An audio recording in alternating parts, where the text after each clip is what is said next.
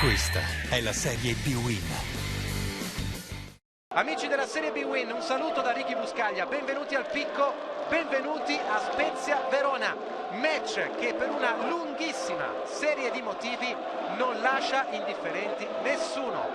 Liguri con nuovo tecnico, Astori, Hellas con ulteriore qualità nel proprio roster, a cominciare da Sgrigna. Fischia Irrati, comincia Spezia Hellas Verona. Alfredson, stavolta il tiro lo prende all'alta. Qualità di trequartista, Mario Rui. Va con il mancino e scheggia la traversa, Mario Rui.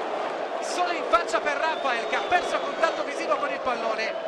Brivido al 21esimo.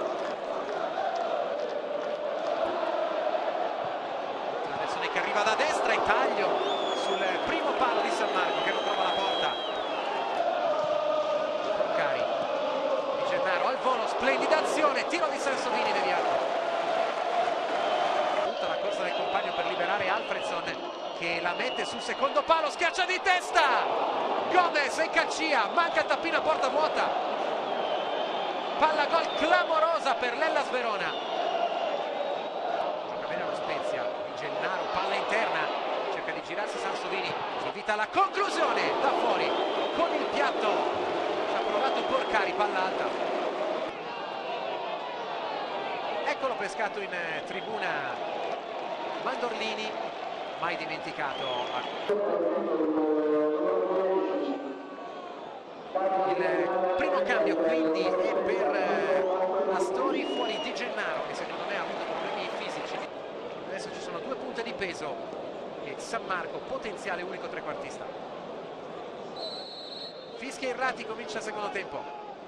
Sfiora di testa Sgrigna, è partito Caccia. Lo spunto di Caccia, solo davanti a Guarna. Caccia ha recuperato solo per un istante Gojan e stampa il palo Sgrigna.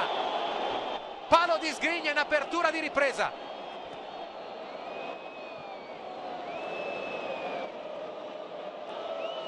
Si butta nello spazio Caccia, servito sulla corsa, Caccia se la allunga.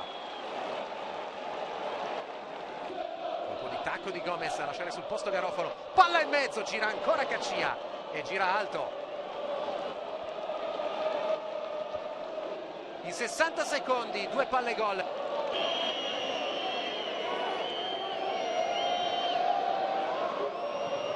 Farlo adesso, Alfredson, Caccia! La sentenza di Daniele Caccia a 9 dal traguardo.